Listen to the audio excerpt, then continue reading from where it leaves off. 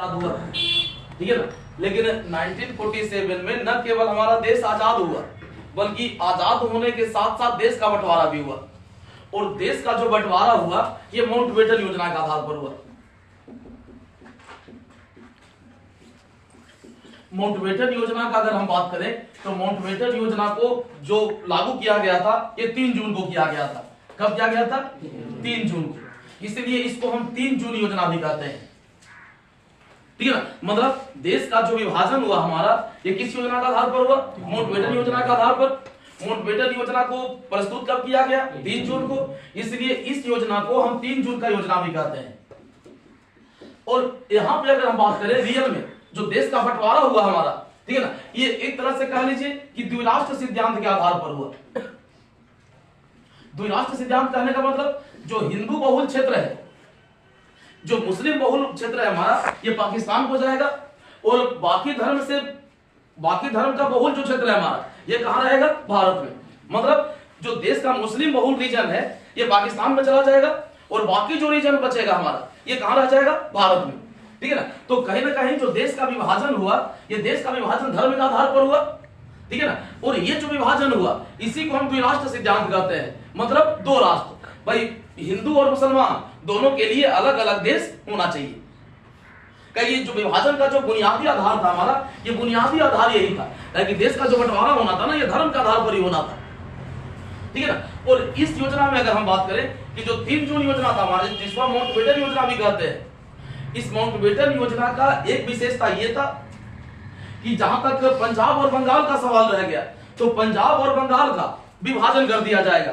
मतलब जो हिंदू बहुल क्षेत्र है ये भारत में आएगा और जो मुस्लिम बहुल क्षेत्र है हमारा पाकिस्तान में जाएगा, ठीक है ना। ऊपर से अगर हम बात करें तो उत्तर पश्चिम सीमांत प्रांत और जो असम का सिलहट जिला है यहां पे जनमत संग्रह करवाया जाएगा, ठीक है ना। और जनमत संग्रह के द्वारा आम आदमी से पूछा जाएगा कि वो भारत में रहना चाहता है या फिर पाकिस्तान में, ठीक है ना। ऊपर से अगर हम बात करें तो सिंध और बलूचिस्तान, तो सिंध और बलूचिस्तान के मामले में अगर हम बात करें तो जो प्रांतीय विधानमंडल है उस प्रांतीय विधानमंडल को यह निर्णय करना है कि वो भारत में रहना चाहता है या पाकिस्तान में, ठीक है ना। ऊपर से अगर हम बात करें तो 3 जून योजना में एक प्रोविजन ये भी था कि जो भी देशी रियासत है हमारा उस देशी रियासत को यह तय करना था कि वो अपना विलय भारत में करना चाहता है या फिर पाकिस्तान में, ठीक है ना। मतलब यही प्रोविजन था इसमें 3 जून योजना में।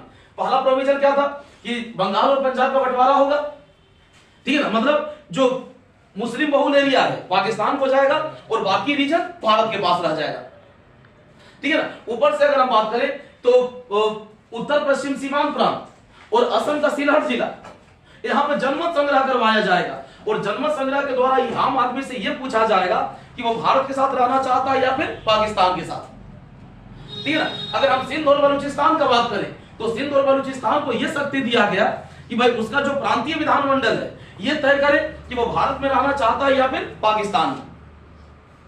अगर हम देशी रियासत का बात करें तो देशी रियासत को अधिकार दिया गया कि वो अपना विलय भारत में करना चाहता है या फिर पाकिस्तान में, ठीक है ना। यही प्रोविजन था हमारा 3 जून योजना में। मतलब देश का जो बंटवारा हुआ एक तरह से कह लीजिए धर्म के आधार पर हुआ कि भाई मुस्लिम बहुल एरिया कहां गया? पाकिस्तान में। और बाकी धर्म से जो बहुल एरिया था हमारा ये कहां आया? भारत में। मतलब मुस्लिम बहुल एरिया पाकिस्तान को चला गया और बाकी जो रीजन था ये हमारे पास रह गया। अब ऐसा परिस्थिति में सबसे बड़ा चीज यहां पे ये हुआ कि 1947 में जब देश का बंटवारा हुआ, ठीक है ना, तो इस बंटवारा के लिए एक सीमा आयोग का गठन होता है, ठीक है ना। और ये जो सीमा आयोग के तहत जो लाइन खींचा गया मतलब नक्शा पर, ये किसके द्वारा खींचा गया? तो सर सिरिल रेडक्लिफ के द्वारा। जिस समय का हम बात कर रहे हैं उस समय पाकिस्तान 2 हुआ करता था। एक जो वर्तमान का बांग्लादेश है ये पूर्वी पाकिस्तान कहलाता था और वर्तमान का जो पाकिस्तान है हमारा ये पश्चिमी पाकिस्तान कहलाता था। मतलब जिस समय के पाकिस्तान का हम बात कर रहे हैं उस समय का पाकिस्तान एकजुट नहीं था बल्कि भारत के पूर्व में भी स्थित था और भारत के पश्चिम में भी, ठीक है ना। और यही जहां तक सवाल रह गया कि जो पूर्वी पाकिस्तान का रीजन है हमारा, इस पूर्वी पाकिस्तान के रीजन में खास करके भारत के पश्चिम बंगाल राज्य और जो वर्तमान बांग्लादेश है हमारा या जो उस समय का जो पूर्वी पाकिस्तान था हमारा, दोनों के सीमा पर एक जगह था, इसका नाम था बेरूबाड़ी, ठीक है ना। इस बेरूबाड़ी जगह का सबसे बड़ा विशेषता यह था कि एरिया क्या था? तो मुस्लिम बहुल एरिया था, ठीक है ना। लेकिन ये क्षेत्र था किसके पास? तो भारत के पास। जो सर सिरिल रेडक्लिफ के द्वारा जो सीमा समझौता हुआ था हमारा, ठीक है ना, उस सीमा समझौता के तहत अगर हम देखें तो बेरूबाड़ी का जो क्षेत्र था ये किसको दिया गया? भारत को, ठीक है ना। ये क्षेत्र भारत को दिया जरूर गया, लेकिन रेडक्लिफ से गलती यहां पे ये हो गया कि भाई इसको नक्शा पर वो लिखना भूल गया। मतलब वो लिख नहीं पाया कि ये भारत का है या फिर पाकिस्तान का, ठीक है ना। रियल में ये दिया भारत को ही क्या था, ठीक है ना, लेकिन वो नक्शा पर इसको लोकेट करना भूल गया, नक्शा पर इसको लिखना भूल गया कि मतलब ये भारत का रीजन है या फिर पाकिस्तान का, ठीक है ना। और इसी से एक अंतर्विरोध क्रिएट होता है भारत और पाकिस्तान के बीच में, ठीक है ना। इस अंतर्विरोध में अगर हम बात करें तो जहां तक पाकिस्तान का सवाल रह गया तो पाकिस्तान का स्पष्ट कहना था कि भारत का जो विभाजन हुआ है द्विराष्ट्र सिद्धांत के आधार पर हुआ है।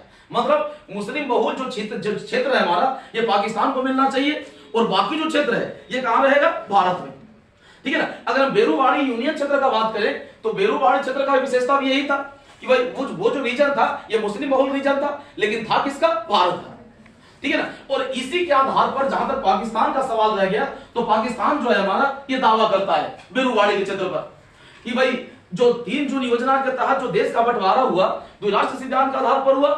और अगर हम बेरूबाड़ी क्षेत्र का बात करें ना तो बेरूबाड़ी क्षेत्र जो है हमारा ये मुस्लिम बहुल क्षेत्र है और इसको पाकिस्तान में होना चाहिए, और गलती से इस पर शासन कौन कर रहा है? भारत।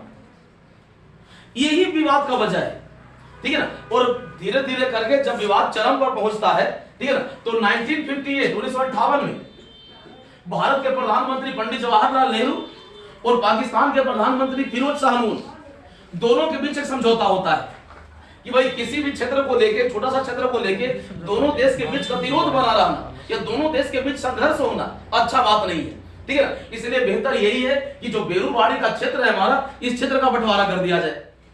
इसका कुछ क्षेत्र पाकिस्तान में रहेगा और कुछ क्षेत्र किसको मिलेगा? भारत। मतलब जो बेरूबाड़ी का रीजन था हमारा, जो नेहरू नून समझौता हुआ, इस नेहरू नून समझौता में प्रोविजन ये था कि बेरूबाड़ी क्षेत्र को डिवाइड कर दिया जाएगा, बांट दिया जाएगा। इसका कुछ हिस्सा भारत में रहेगा और कुछ हिस्सा कहां चला जाएगा? पाकिस्तान में। लेकिन हमारे सामने सबसे बड़ा दिक्कत यह था कि 26 जनवरी 1950 को जो भारत का संविधान लागू हुआ, इस संविधान में यह प्रोविजन तो शामिल था कि भाई किसी भी राज्य को जो नया क्षेत्र है हमारा, जो नया राज्य क्षेत्र है, उसको भारतीय संघ में हम प्रवेश कैसे कर सकते हैं। लेकिन हमारे संविधान में कहीं कोई यह प्रोविजन था ही नहीं कि भाई अगर कोई क्षेत्र हमको किसी और देश को देना हो तो हम दे कैसे सकते हैं। मतलब भाई अगर हम बात करें तो नया राज्य क्षेत्र भारत में प्रवेश कैसे करेगा, इसके बारे में उपबंध है हमारे पास। लेकिन कोई राज्य क्षेत्र अगर हम किसी को देना चाहें या किसी के साथ हम समझौता करते हैं और उस समझौता के क्रियान्वयन के लिए अगर कोई क्षेत्र हमको देना पड़ जाता है तो वो क्षेत्र हम दे कैसे सकते हैं, इसके बारे में हमारा संविधान बिल्कुल मौन है। मतलब हमारे संविधान में कहीं कोई प्रोविजन नहीं है। अगर हम बात करें उस समय का तो अब देखिए, अब संविधान का भाग 1 हम पढ़ा चुके हैं आप लोगों को। संविधान का जो भाग 1 है भाई उसके अनुच्छेद 1 में अगर हम कहें, ठीक है ना, तो भारत के राज्य क्षेत्र के बारे में बताया गया है। अगर हम संविधान के अनुच्छेद 2 का बात करें तो संविधान के अनुच्छेद 2 में यह बताया गया है कि कोई नया राज्य क्षेत्र जो कि भारत का हिस्सा नहीं है वो भारतीय संघ में प्रवेश कैसे कर सकता है। संविधान के अनुच्छेद 3 का अगर हम बात करें तो वर्तमान राज्य के नाम, उसके राज्य क्षेत्र और सीमा में परिवर्तन से संबंधित है, ठीक है ना। मतलब अगर हम यहां पे कहें तो सबसे बड़ा चीज क्या, आप अनुच्छेद 1 पढ़ लीजिए, 2 पढ़ लीजिए, 3, 4 को भी पढ़ लीजिए, लेकिन यहां पे लेने का प्रावधान तो है हमारे पास, देने का प्रावधान नहीं है।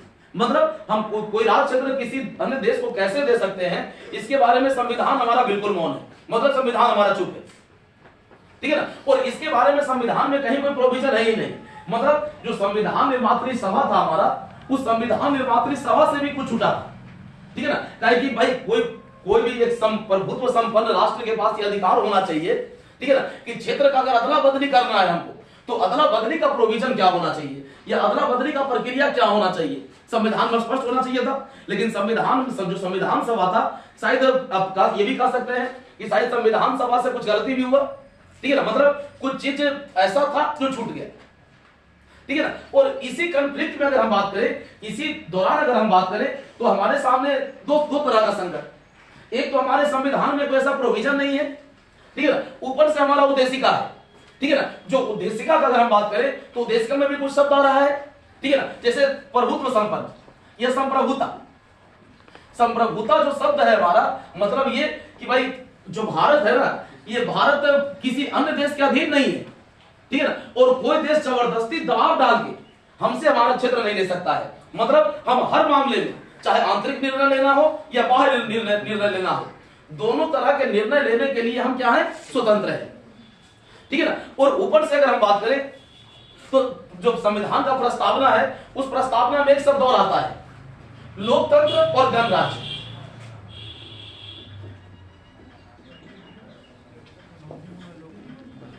या फिर ये कह लीजिए कि संविधान का जो प्रस्तावना है, ये भारत को क्या बनाता है, लोकतांत्रिक गणराज्य। लोकतंत्र का मतलब क्या होता है, यहाँ पे जनता का शासन होगा, जनता का हुकूमत होगा, मतलब हर चीज जो होगा ये जनता के द्वारा होगा, ठीक है ना। जैसे हम संविधान का जब प्रस्तावना पढ़ा रहे थे आपको, तो प्रस्तावना में सबसे पहला शब्द क्या है, हम भारत के लोग। हम भारत के लोग शब्द का मतलब यह है कि संविधान के शक्ति का स्रोत क्या है, तो भारत का लोग है।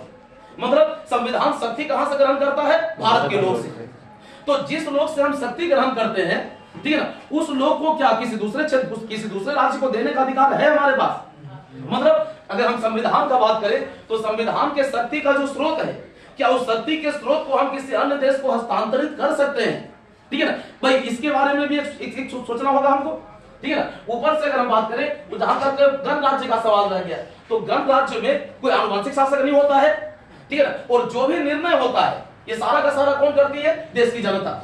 और देश की जनता को यह अधिकार होता है कि वो किसी भी सर्वोच्च पद तक, मतलब देश के सर्वोच्च पद तक पहुंच सकती है, मतलब कोई भी जनता, ठीक है ना। जो भारत का नागरिक है और जो विहित प्रक्रिया है, उस विहित प्रक्रिया के अनुसार बाकी जो योग्यता है हमारा, अगर ये योग्यता रखता है तो उसको उस पद तक पहुंचने का अधिकार होगा।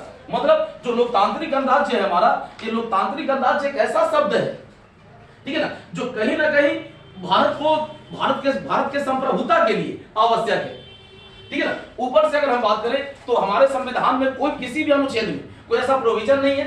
अगर हम यहां पर भी बात करें तो संविधान का अनुच्छेद 245 संसद को यह शक्ति देता है कि वो पूरे के पूरे भारत के लिए या भारत के संपूर्ण राज्य क्षेत्र के लिए विधि बना सकती है, ठीक है ना। और यही जो अनुच्छेद है हमारा, ये राज्य को यह शक्ति देता है कि राज्य अपने राज्य क्षेत्र के लिए, मतलब बिहार अगर जैसे बिहार का सरकार है, ठीक है ना, या बिहार का विधानमंडल है, तो बिहार का जो राज्य क्षेत्र है उसके लिए विधि बना सकती है, ठीक है ना। अगर हम बात करें संविधान के अनुच्छेद 248 का, तो संविधान के अनुच्छेद 248 में अवशिष्ट शक्ति का वर्णन हुआ है। अवशिष्ट शक्ति कहने का मतलब कोई भी ऐसा विधायी मामला जो तीनों में से किसी भी सूची में शामिल नहीं हो, मतलब कोई ऐसा विषय जो कि न संघ सूची में हो, न राज्य सूची में हो और न समवर्ती सूची में हो, क्या कहते हैं उसको, अवशिष्ट विषय। और अवशिष्ट विषय पर विधि बनाने का शक्ति किसको दिया गया है, संसद। संविधान के अनुच्छेद 253 का अगर हम बात करें तो संविधान का अनुच्छेद 253 जो है हमारा, ये स्पष्ट कर देता है कि जो संघ है हमारा, ये अंतरराष्ट्रीय संधियों और समझौतों को क्रियान्वित करने के लिए या अंतरराष्ट्रीय शांतियों और समझौतों को लागू करने के लिए राज्य सूची के विषय पर अगर विधि बनाना आवश्यक होगा, तो संसद को यह अधिकार होता है कि वो राज्य सूची के विषय पर विधि बना सकती है, ठीक है। मतलब हमारे संविधान में कोई एक जगह पे नहीं, कई जगह अड़चन था। अब सबसे बड़ा चीज तो ये कि 1958 में जो नेहरू नून समझौता हुआ, उस समझौता के क्रियान्वयन का आधार क्या है हमारे पास, मतलब उसको हम कैसे क्रियान्वित कर सकते हैं, ठीक है ना। इसके बारे में अगर हम बात करें तो संविधान का अनुच्छेद 143 राष्ट्रपति को यह शक्ति देता है कि अगर विधि या तथ्य का कोई प्रश्न उपस्थित हुआ है या उपस्थित होने की संभावना है, तो जो संघ है हमारा या जो राष्ट्रपति है हमारा, ये क्या कर सकता है, तो उच्चतम न्यायालय से परामर्श कर सकता है, ठीक है ना। तो इसी जो संविधान के अनुच्छेद 143 में जो राष्ट्रपति को शक्ति दिया गया, ठीक है ना, कि अगर विधि या तथ्य का कोई प्रश्न उपस्थित हुआ है या उपस्थित होने का संभावना है, ठीक है ना, तो राष्ट्रपति उच्चतम न्यायालय से परामर्श कर सकता है। इसी शक्ति का उपयोग करके जो राष्ट्रपति है, उस समय जो राष्ट्रपति थे हमारे डॉक्टर राजेंद्र प्रसाद, और यही राजेंद्र प्रसाद वो व्यक्ति थे जो संविधान सभा के अध्यक्ष भी थे। संविधान सभा में जब अध्यक्ष का चुनाव हुआ था, हम पहले बता चुके हैं ये सब चीज आप लोगों को, कि संविधान सभा के अध्यक्ष का जब चुनाव हुआ था तो कौन जीते थे इसमें, राजेंद्र प्रसाद। मतलब वही व्यक्ति जो भारत के वर्तमान उस समय राष्ट्रपति थे, ठीक है ना, और वही व्यक्ति उससे पहले संविधान सभा के अध्यक्ष भी थे, ठीक है ना। और इसी शक्ति का प्रयोग करते हुए जो राजेंद्र प्रसाद हैं, ये उच्चतम न्यायालय से कुछ सवाल पूछे थे, ठीक है ना, कि भाई आप ये बता दीजिए हमको कि भाई अगर नेहरू नून समझौता को क्रियान्वित करना है और अगर हम कोई क्षेत्र पाकिस्तान को देना चाहते हैं तो पाकिस्तान को देने का हमारे पास आधार क्या है? क्या हम संविधान के अनुच्छेद 3 के तहत दे सकते हैं या फिर संविधान के अनुच्छेद 368 के अंतर्गत संविधान का संशोधन करना आवश्यक है?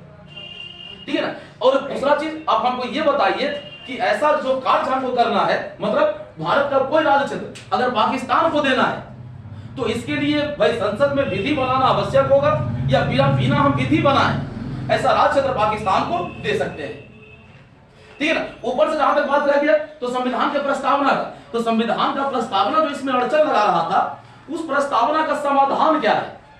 ठीक है ना। तो ये सारा का सारा जो मुद्दा था ना, ये राष्ट्रपति पूछे किससे? उच्चतम न्यायालय से। उच्चतम न्यायालय राष्ट्रपति को यह परामर्श दिया कि संविधान का अनुच्छेद 3 जो है हमारा, ये वर्तमान राज्य के नाम, राज्य के राज्य क्षेत्र और राज्य के सीमा में परिवर्तन का अधिकार देता है। मतलब संविधान के अनुच्छेद 3 में ऐसा कोई प्रोविजन है ही नहीं कि भाई अगर सरकार या संसद अगर चाहे तो कोई राज्य क्षेत्र किसी अन्य देश को हस्तांतरित कर सकती है। मतलब ये संविधान के अनुच्छेद 3 के तहत नहीं हो सकता है। ठीक है ना, कि संविधान के अनुच्छेद 3 में वर्तमान राज्य के नाम, उसके राज्य क्षेत्र और उसके सीमा में परिवर्तन का विधान है। लेकिन वो राज्य क्षेत्र किसी अन्य देश के पास नहीं जाएगा। अगर हम किसी राज्य के राज्य क्षेत्र को कम करेंगे, ठीक है ना, तो या तो किसी राज्य का राज्य क्षेत्र बढ़ेगा या एक नया राज्य हमारे पास खड़ा हो जाएगा। ठीक है ना। लेकिन मतलब इसका यह नहीं हुआ कि हम ऐसा राज्य क्षेत्र किसी अन्य देश को दे सकते हैं। ठीक है ना। अगर एक राज्य के सीमा में कोई परिवर्तन होता है, ठीक है ना, तो उस राज्य का राज्य क्षेत्र कम हो सकता है या उस राज्य का राज्य क्षेत्र बढ़ सकता है, लेकिन वो क्षेत्र हम किसी अन्य देश को नहीं दे सकते हैं। मतलब संविधान के अनुच्छेद 3 के तहत देना संभव नहीं है। ठीक है ना। तो अब सबसे बड़ा चीज तो ये कि भाई इसके लिए आगे प्रोविजन क्या है, तो सुप्रीम कोर्ट का यही कहना था कि भाई इसके लिए संविधान का संशोधन करना आवश्यक होगा। और अगर संसद चाहे तो संविधान का संशोधन करके, मतलब संविधान के अनुच्छेद 368 के तहत संविधान का संशोधन करके, ठीक है ना, कोई भी राज्य क्षेत्र किसी अन्य देश को सौंप सकती है। ठीक है। और जहां तक सवाल रह गया प्रस्तावना का, ठीक है ना, तो जिस तरह से प्रस्तावना अड़चन लगा रहा है यहाँ पे, या आपको ये डर लगा हुआ है कि प्रस्तावना के आधार पर भी इसका विरोध हो सकता है, तो इसी मामले में सुप्रीम कोर्ट ये कहता है कि प्रस्तावना क्या है, तो संविधान निर्माता के विचारों को जानने का कुंजी है, लेकिन संविधान का प्रस्तावना संविधान का भाग नहीं है। ठीक है ना। और जब प्रस्तावना संविधान का भाग है ही नहीं, ठीक है ना, तो प्रस्तावना अड़चन लगाएगा नहीं। ठीक है ना। तो ऐसा परिस्थिति में अगर हम बात करें तो हमारे पास एक ही आधार बचता है, और वो आधार क्या है, तो संविधान का संशोधन करके कोई भी राज्य क्षेत्र अगर संसद चाहे तो किसी अन्य देश को सौंप सकती है। और ये जो संशोधन होगा ये संविधान के अनुच्छेद 368 के तहत किया जाएगा। ठीक है ना। और इसी परिप्रेक्ष्य में अगर हम बात करें ना, तो सन 1960 में संविधान का 9वां संशोधन होता है, और 9वां संशोधन के जरिए जो बेरूबाड़ी क्षेत्र का जो हिस्सा था, ठीक है ना, जो कि बंटवारा के बाद हमको पाकिस्तान को देना था, ठीक है ना, ये पाकिस्तान को दिया जाता है। मतलब किस संशोधन के जरिए? 9वें संशोधन के जरिए। ठीक है ना। तो संविधान में अगर हम बात करें तो संविधान में इतना जो उलझन है हमारा, इसी उलझन के कारण इतना लंबा चौड़ा विवाद क्रिएट हुआ, और इसी विवाद के बाद, ठीक है ना, मतलब जो बेरूबाड़ी का क्षेत्र था हमारा, इस क्षेत्र का बंटवारा किया गया, और बंटवारा के बाद अगर हम बात करें, ठीक है ना, तो क्या हुआ, तो बंटवारा के बाद संविधान के 9वां संशोधन के जरिए जो बेरूबाड़ी का हिस्सा था, जो क्षेत्र था हमारा, ये किसको सौंप दिया गया? पाकिस्तान का। सर बेरूबाड़ी का पूरा क्षेत्र पाकिस्तान को सौंप दिया गया, और यही सॉल्यूशन हुआ। तो मतलब सरकार को नहीं समझ में आ रहा था कि हम अनुच्छेद 2 के तहत करें, 1 के तहत करें, कि 3 के तहत करें, कि 368 के तहत करें। संविधान का प्रस्तावना इसमें अगर बंधन लगाएगा तो उसका सॉल्यूशन क्या होगा? ठीक है ना। और जो सारा प्रॉब्लम था, ये सारा प्रॉब्लम का समाधान कहाँ हो गया? तो राष्ट्रपति के परामर्शी अधिकार में। तो राष्ट्रपति जो परामर्श किए सुप्रीम कोर्ट से, और सुप्रीम कोर्ट जो प्रोविजन तय करके बताया, उसी प्रोविजन के आधार पर अगर हम कहें तो बेरूबाड़ी का जो क्षेत्र था हमारा, क्षेत्र किसको दिया गया? पाकिस्तान। कैसे क्या हुआ, ये सब चीज का नॉलेज नहीं है आपके पास, ये सब चीज को नहीं समझ पाइए। सर दूसरा